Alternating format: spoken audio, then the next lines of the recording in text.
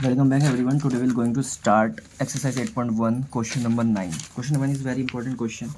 So let's start question number 9. Question number 9 में क्या दे रखा है कि इन अ राइट एंगल ट्रायंगल, तो एक राइट एंगल ट्रायंगल बना लेते हैं.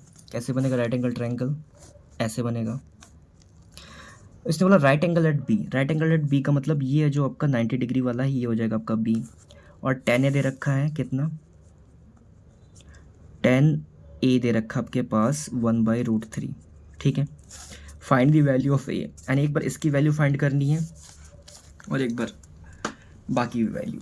तो फाइंड करने का तरीका बहुत इजी है. तो सबसे पहले मुझे पता है कि एक फ्रैक्शन मेरे पास गिवन है, तो जैसे ही फ्रैक्शन गिवन है तो मुझे फॉर्मूला तुरंत फाइंड कर लेना है, PBP/HHB. अब ये 10 का है तो 10 का होता है परपेंडिकुलर अपन बेस. परपेंडिकुलर में क्या हो जाएगा 1 और बेस में क्या हो जाएगा √3. यानी आपको क्या चाहिए? हाइपोटेनियस. तो हाइपोटेनियस चाहिए होगा तो हाइपोटेनियस के लिए मुझे पता है पाइथागोरस थ्योरम क्या होता है, h² = p² + b². अब हाइपोटेनियस चाहिए तो उसको कॉपी करो. परपेंडिकुलर आपका 1 है तो 1 का स्क्वायर, बेस आपका √3 है तो √3 का स्क्वायर.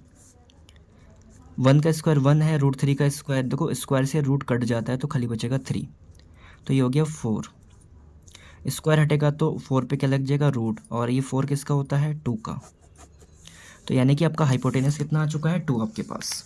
तो जैसे तीनों चीज़ आई है तो आपसे पूछा है एक बार शाइन ए. क्या पूछा है? Shine A cos C plus cos A shine सी.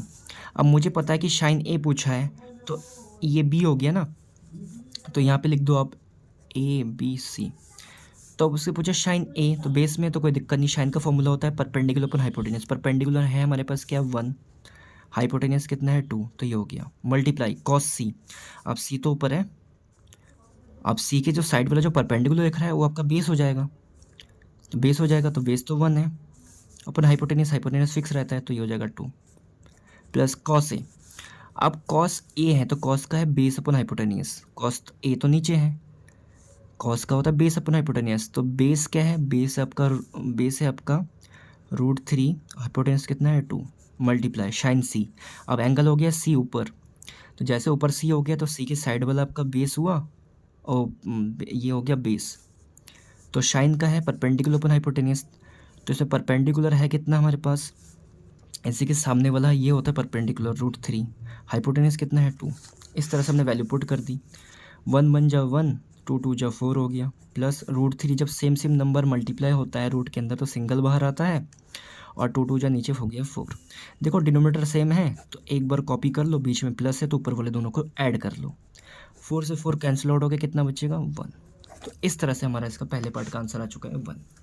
अब सेकंड पार्ट में क्या क्या कह रहा है? सेकंड पार्ट में एकदम से थोड़ी चीज़ अलग है.